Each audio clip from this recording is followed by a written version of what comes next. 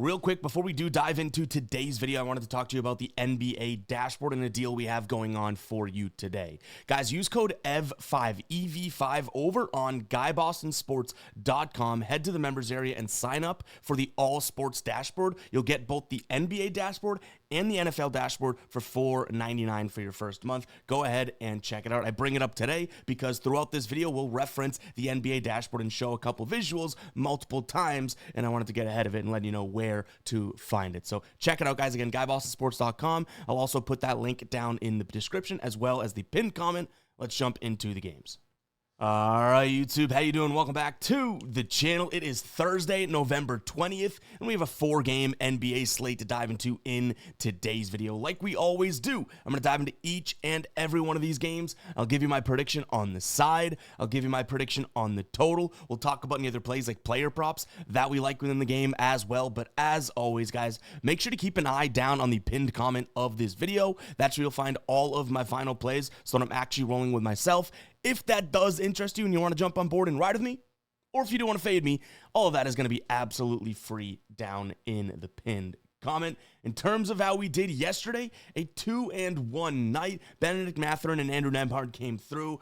Looking at the closing line for that, I feel like I got not screwed, but I just went with it way too early. We got that at minus 135 on MGM, and I thought that was going to be a really good number. This thing closed at like minus 105 on most books, that same game parlay. So unfortunately, we lose a few cents of value there, but still came through as a dub. And then the Bulls money line, man, oh man, they made us sweat that thing out, but it was a very, very good game. Our only loser, Davion Mitchell, over 16.5 points plus assist.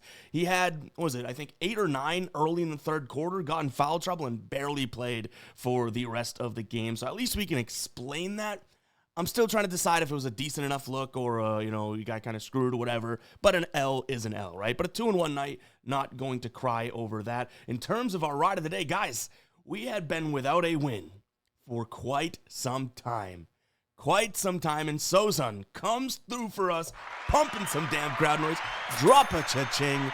We had needed that. Even if we turn to the tracker here, you could see, right? Let's sort this by date so you can see what I'm talking about. We had 5 days of losing in a row with the ride of the day. They were all very, very close, very, very good looks, but Sozan takes us out of the depths there, and we now are on a little bit of a streak. If you're sitting there and you're like, what is the ride of the day? It is very simple. All you have to do is use that hashtag ride of the day down in the comments. Drop me your favorite play. I jump on board with one or more person's play each and every day and give you a shout out in the next video, win or loss. If you win, we continue to roll and ride with your plays. If you do lose, yeah, we're still talking about it. You still get the shout out, but who wants to talk about a loss, right? So go ahead and drop those hashtag ride of the days down in the comments. We're jumping on board with Sozan today, and I'll also pick one person extra. So we'll have 2 ride of the days, 2 recap tomorrow. Let's get 2 winners in there. But what do you say we go ahead and dive into today's slate, guys? Hit that like button, hit that subscribe button. Let's get going here. Game number 1, Magic taking on the Clippers. So I want to start with the injury report here. Still no Kawhi Leonard. Jones is ruled out of this one. And then Paolo Banchero still out for Orlando, as is obviously Mo Wagner. So we do have a couple crucial pieces that play a very similar position in Banchero and Kawhi Leonard out. Now, the Clippers have obviously played with without Leonard for a little bit longer than the Magic have played without Paolo Banchero. But this Magic team, and you could say what you want about the strength of schedule recently, have won 4 of their last 5. They're now 7-3 in their last 10, 5-3 at home, going up against the Clippers squad that is just 1-5 on the road. And that 1-5 on the road is a little alarming to me. They're 4th worst in terms of points per game on the road, 5th worst when it comes to them being on the road in their offensive efficiency, whereas at home, this Orlando squad, a top 5 defense realistically. So I do lean Orlando. I don't think 5.5 is all that crazy realistically. It's very similar to how I viewed this Miami squad yesterday. They won by, 14 points now. Steph Curry got ruled out of that game, so obviously there's a little bit of a softer spot there for Miami to take it, but I do think the better defensive team wins a game like this, and especially with no Kawhi, I do think that this Magic team is far superior defensively to this Clippers squad. I'd even be go as far to say that even with Kawhi, this Magic team should be better defensively based on how the roster is comprised. But obviously, Kawhi is a game changer, so we don't have to worry about that here. Give me the Magic, but I don't mind the idea of like a Clippers team total under. Right now, if we look at their team total unders, we could say that, like the Clippers have obviously had lower lines every now and then, but right now you can snag them at, under 109. They've done that in 3 of their last 4. They're 5-5 to that over their last 10, sure. But this year, I do think that it's a spot in which they play decent enough defenses or slower paced teams and they don't go over. So I like the idea of a Clippers team total under. And let me show you what I mean from a defensive efficiency standpoint here, right? Number 5 when it's on the road, right? And in terms of what we're looking at from the Clippers here, you can see this offensive efficiency, 26 compared to the 6th, and I don't necessarily love that split. Orlando should win the rebounding rate. I think there's many ways that Orlando kind of is the better team in this spot. So yeah, keep an eye on the final plays to see if we roll with it. With a limited sample, limited slate today, this could definitely be a final play. Now, from a player prop perspective, there's a couple things that I wanted to note here. There's only a couple guys on this Magic squad that prioritize shooting the 3, right? You have Tristan da Silva and Jalen Suggs. Those are the 2 starters that definitely, prioritize hitting the 3. This is a Clippers team that is dead last in effective field goal percentage in terms of catch and shoot. And you can see here on the season, they're allowing the 4th most points from 3. There could definitely be an angle to get to something like a Tristan da Silva here. Obviously, Jalen Suggs as well, but in terms of a catch and shoot 3, no one does it more in the Magic than Tristan da Silva. We may include him in some player props today. Next up, we have San Antonio taking on the Hawks. This should be a good game for, multiple reasons. Obviously, we do lose the Wembanyama being able to play. I mean, Stephon Castle's still out. Porzingis is questionable. Trae Young is out. Ricochet is questionable in this spot, which we'll talk about him. I actually like him for a player prop. So obviously, this game could be better. But even if those guys do miss, Porzingis, obviously Wemby and Castle already ruled out. Like, I still think this should be a pretty up-tempo and fun game to watch as a fan. So let's talk about it a little here. Now, obviously, this is a San Antonio team that kind of got gut punched without, Wemby. But, 2 straight wins now. They've played Sacramento and Memphis. I'm willing to say that Atlanta is better than both those squads. And Atlanta this year is 7-2 on the road. They've actually played just peachy, just fine without their best player, Trae Young. We might even be entering a territory where it's Jalen Johnson's team, but that just might be because I'm a Jalen Johnson guy, you know what I mean? Like, Trae Young's probably still, grand scheme of things, a better NBA player, but I don't know. I do think Jalen Johnson, like, I'm a big fan of his. Why is that important? Well, I will say that this is an Atlanta team that prioritizes scoring in the paint. Now, if you look at the season-long numbers, you might be like, wow, how are they going to score against a Spurs squad? But let's think for a minute how different this defense is without an 8'11" guy down there with a 10'18" wingspan. You know what I mean? Like this is a Spurs squad that has not just a guy that can score and kind of be one of the prize childs in the NBA, but it loses a massive defensive piece down low. I think that that's going to come back to bite them here. I don't mind the Hawks on the road for, even odds right now. I do like the spot there. And like I mentioned, they're 7-2 this year when on the road, and you can get them for plus money. I think that's going to be the direction I lean in. Now, from a total perspective, I don't actually mind an under. I think it's going to be fast-paced, but I do think that, like, at times, we'll play some half-court basketball and slow down. And 231, I have this game pegged right around 230. So when I say under, it is by a narrow margin.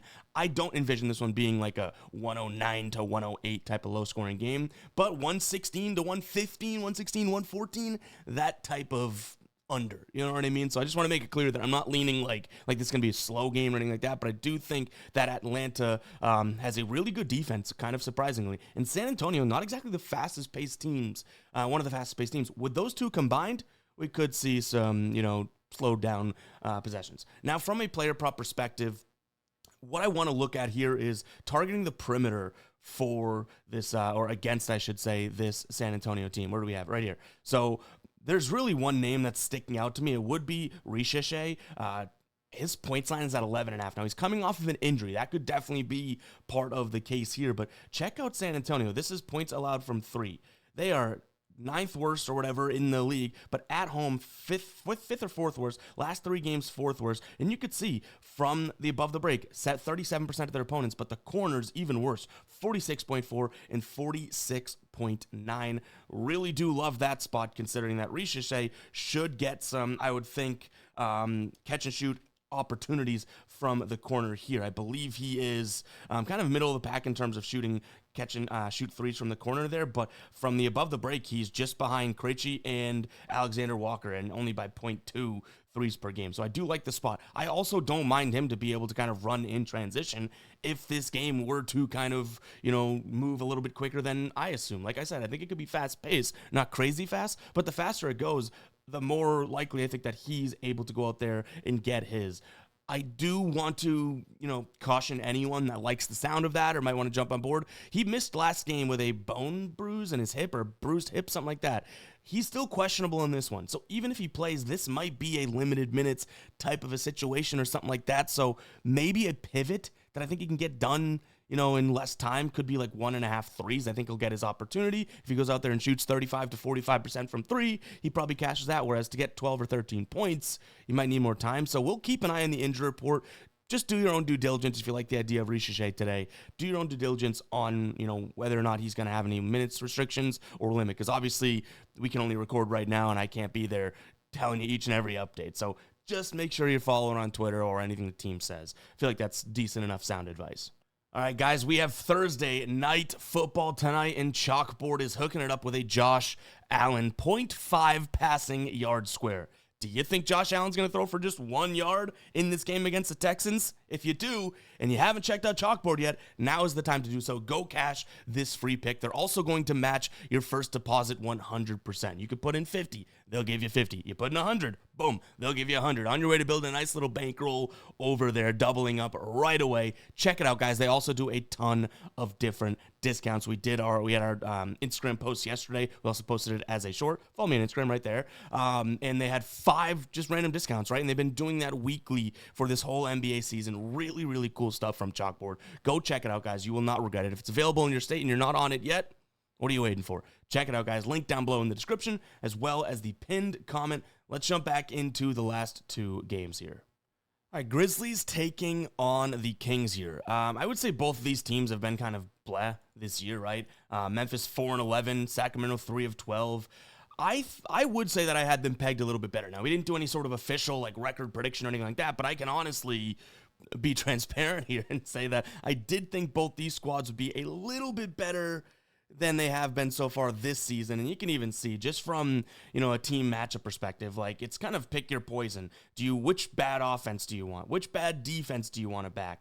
I do think that, we have 2 decent assist to turnover ratio teams. At times, there is some star power in here with Memphis, just with Ja Morant, his ability to go off. But today, I believe, it could get a little ugly just overall. No Ja Morant. Jaren Jackson's doubtful. Brandon Clark is out. Ty Jerome's out. Pippen's out. Small's out. Obviously, Ja and Jaren being the 2 bigger names to note. We have Sabonis, who is questionable, and I do think that that's going to be very important to keep an eye on because he's obviously had some health issues, I guess, in a sense so far this year. But I don't believe he played last night against that Sacramento team, if I'm not mistaken. So maybe they kept him healthy for this one, because let's start with the player prop. I love Sabonis tonight, but not exactly in the way you might think. I do think that he could score, but I think I really like him from the assist perspective. Right now, 3.5 assists, super juiced, but over 4.5 assists, I also like for plus 120 over in Fanatics. So Sabonis assists, probably a good chance that I take both of those. Maybe we,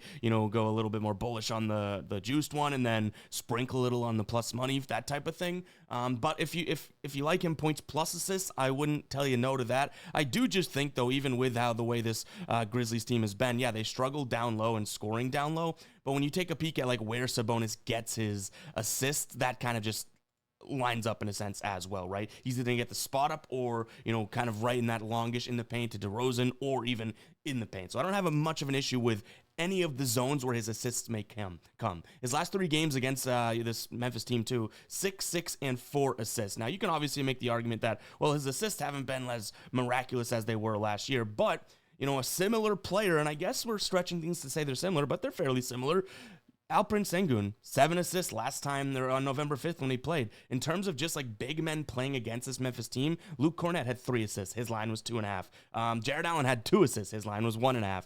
Keita, 2 assists, 1.5. Karl-Anthony Towns had 4 assists. His line was 2.5. So a lot of bigs have actually had an assist go over to this Memphis team. And you can even see via the dashboard, yeah, they're allowing the second most assists to the center position. So I do like the idea of Sabonis. By the way, we might get Keegan Murray back tonight as well. I guess I lead myself into a Kings play here. I think that's the money line spot for plus money potentially, but yes, Sabonis is probably my favorite look in this one. Now, what about a total? Boy, oh boy, you are just playing with fire and gas when you look at this total because, like I mentioned, you have 2 bad offenses, but 2 bad defenses. Bad offenses could lead to an under, right? But bad defenses can easily lead to an over. I think we're going to lean to the over in this one simply because the Grizzlies are at home and they like to run with some tempo. Memphis on a back-to-back, that might help them out. On no rest this season, I don't know how many they've had. I know it's 100% hit rate to the over, though. That's what we have in front of us. I want to say they only have 1 back-to-back, but you know, I would take that with a grain of salt. I know they played the Celtics on the second leg of a back-to-back and went, I believe it was, that was Memphis that played the Celtics on the second leg of a back-to-back. So, all right, we have to figure out when this game's. Let's look into it because I don't want to be wrong here. Yes, their most recent back-to-back, Atlanta, after playing Denver, and there's 233 points in that game. It did hit the over at 229. So, you know what? Do we believe in the trend just because they did it last time it could happen this time? Not necessarily. They only scored 100 points in that game, but Atlanta's decent enough defense. I think Memphis' defense kind of stinks. So screw it, give me the over. But again, let's make it very clear. If anything in this game has a strong chance of being a final play, it's me taking a peek at that Sabonis over 3.5 and 4.5 assists. All right, our very last game here. Before we do get into it, guys, go ahead and comment 16. Let me know that you made it this far into the video. And make sure you check out our Thursday night football breakdown video. That is now live on the channel as well. But we got Milwaukee taking on Philadelphia. Philadelphia favorites in this one on a back-to-back. You may be wondering, like, why the heck is that the case? Well, Giannis is a no-go in this one. Kevin Porter still out, and Taurean Prince still out as well. On the other side of things, Paul George is probable, and Joel Embiid now questionable. Philadelphia, again, on a back-to-back here. They lost to Toronto last night by, like, what was it, 9 points, something like that, right? That was no Paul George. That was no Joel Embiid. Tyrese Maxey only had 24 points in 38 minutes shot. What was it, like 8 of 14? So he didn't even play that terribly, just did not really do what you thought he would do. Edgecombe and Grimes both went for 20+. I don't mind the idea of the Sixers still in this spot because I've been saying about this Bucks team all year long, it's Giannis and who. So now if it's Giannis, it's just the who. And that's a band from times past. You know what I mean? Like, this is a more modern Sixers team here with Maxey, Edgecombe. You throw in Paul George and Embiid as, like, secondary players.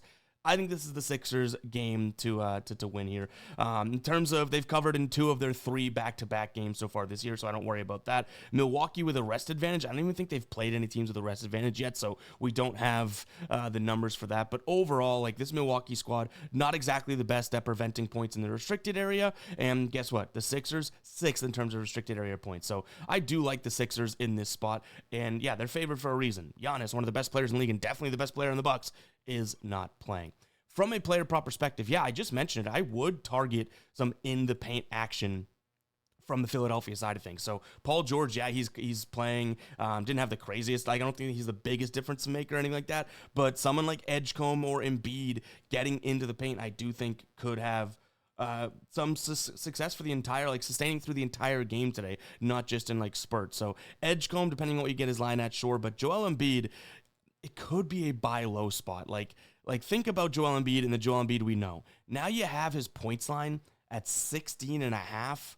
It's Joel Embiid. Even this year, you know, he's averaging almost 20. Now, he's probably going to be on somewhat of a minutes restriction, so that might be why it is the case, because I do think that he has missed, 5 or 6 straight games.